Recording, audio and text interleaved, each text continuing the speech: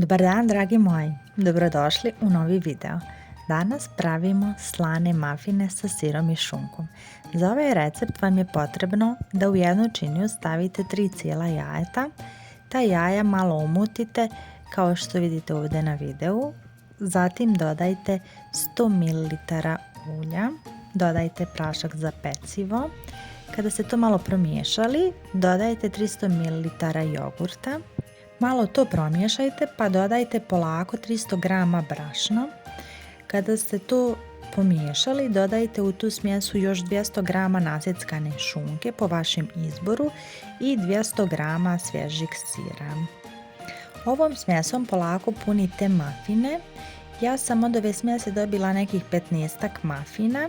U svaki kalup sam stavljala jednu supenu kašiku smjese, prijeko sam posula susom, a vi u zavisnosti od veličine vaših kalupa možete dobiti manje ili više mafina.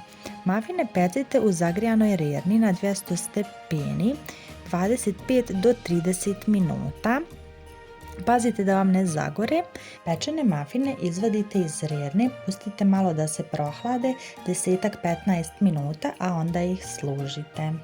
Nadam se da vam se recept svidio, isprobajte ga, a mi se čujemo u narednom videu.